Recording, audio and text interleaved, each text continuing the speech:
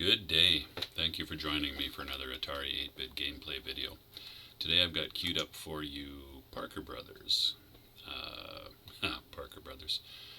Parker Brothers conversion of Super Cobra, the Konami arcade game. Now, I had a quick go on this on MAME here just now before firing this up, and I had forgotten how difficult that arcade game was. Pretty challenging. This is, again, other than the very common aspect ratio changes, it was a vertically oriented game in the arcade, and of course there, oh my lord, too busy talking. Of course there was separate fire and bomb buttons, although, well, I guess you gained some control over it that way. The accuracy in bombing, it was something that was pretty hard in this game in the arcade, and alright, I am really, either this is considerably harder, or I'm just really bad, which is either one of those is possible, or a combination of both. The, in the home computer version, I think I was shot that time. Be nice to get a little further into this. It's going to be a really short video. In terms of home conversions, this, I think, is actually a little, like the navigation of it is arguably even a little harder than the arcade. Although it might just be a matter of getting used to it. Oh, I'm almost out of fuel. In video game logic, you have to bomb the fuel tanks in order to gain fuel, and I'm failing at that, and I'm going to lose my player because of it. Great, game over. Good job. Excellent game. I mean, excellent session of the game. Alright, let's give this another... Oh, this is a continue type situation. Alright, well, I'll tell you what. Since I had so much trouble getting even to this point, I think I'm just going to continue. Carry on with this. See how I do. The sprite could stand to be, your player sprite, I should say, could stand to be smaller. It makes navigation through these tight passages pretty challenging. It seems to me there were some sections of the arcade version that were fairly tight and narrow, but I think this is, I think I'm going to change to keys for precision here. I think this is harder in terms of the narrowness of these passages. Oh my goodness. Quite challenging. Or I'm finding it quite challenging as well. That might just be me. I'm sure with playtime and practice you would get better. You would probably not fly into walls quite as much as I'm doing here as well. Looking at the sprite animation here, it's basic. You've got a couple of back and forth things that make it look like your rotors are moving. I guess it's not terrible. Not super sophisticated, but not terrible. Nice if I could. Alright, 1,000 miles cleared. I don't... Oh, okay. You can destroy the landscape. I don't think that was a thing in the arcade. I'm pretty sure it wasn't. Although, as usual, I'm quite prepared to be wrong. I mean, unless it's a game that I've played a ton, I'm not, these smaller details are not things I'm going to remember. Oh, this is a repeat. I think this is structured differently than the arcade game. Where maybe you go back and play. Now, how did I not get fuel that time when I blew up half the tank? Push button to continue. Well, let's do that. Let's keep continuing for a little bit here, since I seem to be pretty terrible.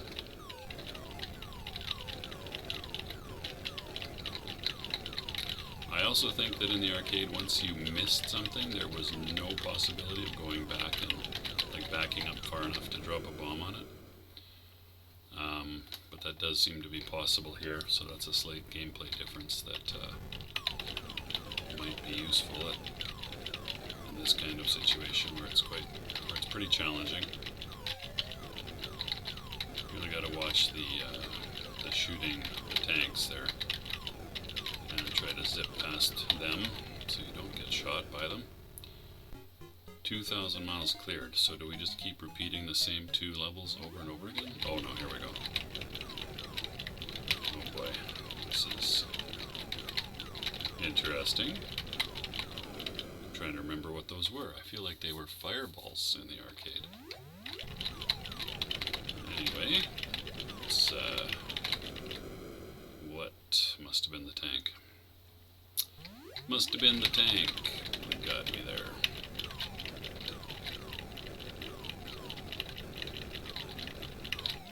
Alright, so if you're high enough if your helicopter's high enough to fire at the I was just about to say, if you're high enough to fire at the fireballs, they're not that hard to clear. And then I miss one and get rammed by it just to prove that I'm wrong. Murphy's Law, right? So you're about to assert something, it gets, oh boy. I apologize, I am truly bad at this apparently. So control isn't bad, moving of your helicopter is smooth enough. Bombing and fire bound to one button, as I'm pretty sure I mentioned already. The getting the fuel is not terrible, although because of the, you don't have direct control over the bombing, it's maybe a little more random than the arcade game, whether you succeed at getting fuel or not. Speaking of which, I could sure use some more fuel. But I missed, and I'm running quite low. Good news, no more fuel to be had. 3,000 miles cleared. I know that mile counter just, oh, your fuel resets, that's handy. Because I keep missing. This is different.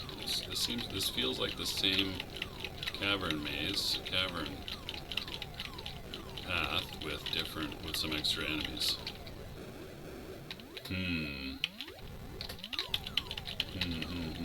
Interesting.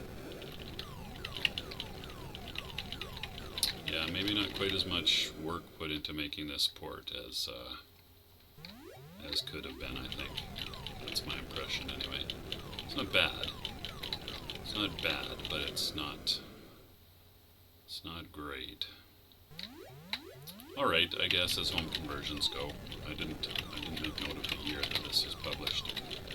It feels early-ish, so hopefully that's the case, because, a lot of the sprite work is enemy base work. Okay, I feel like I keep doing the same thing over and over again. Too busy trying to talk and play. More talk than play. Okay, and then your helicopter gets hit by something that you technically just bombed, but your bomb got consumed by the previous explosion or something. Let's see if I can't focus up here and get a little further.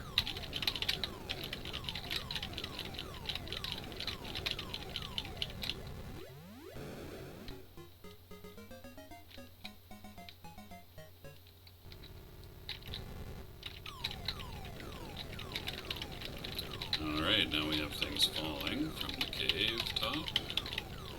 Am I wrong? I feel like this is the same cavern set again. That feels a little bit lazy to me. Pretty sure it is. Oh, Lord, I was almost there too. Push button to continue. Let's do that one more time. Unless I'm doing really well, this is probably going to be the last time. And doing really well, not so far anyway.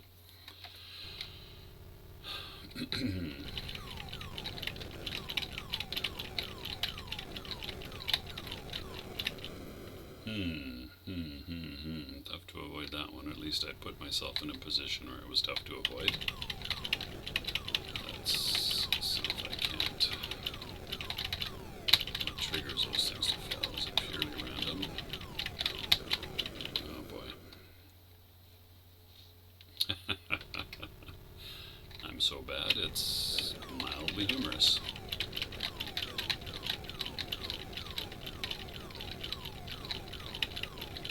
Assuming that's random, which I'm not sure if it is. I mean, when the things drop from the ceiling, it doesn't seem to be triggered by proximity. Like if you could trigger them and then back off, that would feel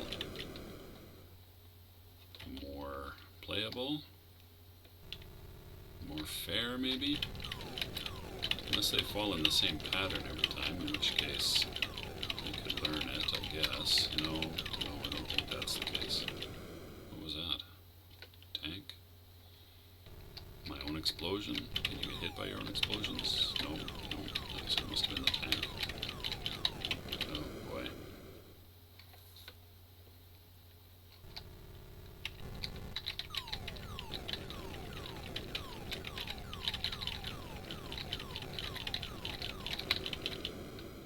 Alright. Well, my lack of skill here I think is going to cause me to wrap this up pretty quick here.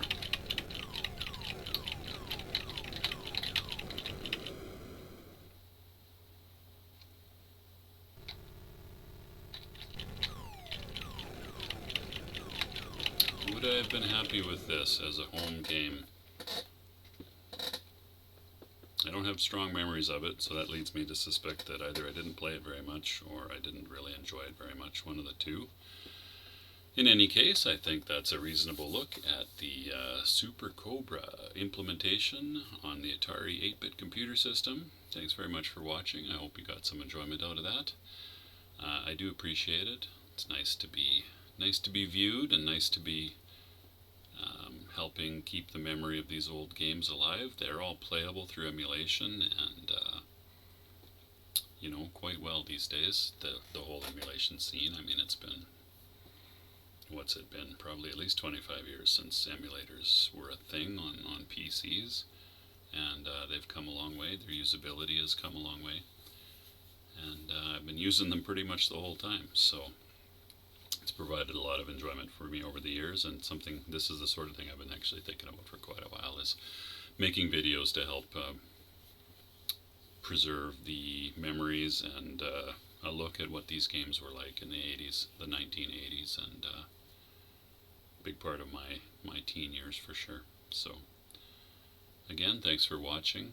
Have a good day. I hope take care of yourselves, and I'll see you next time.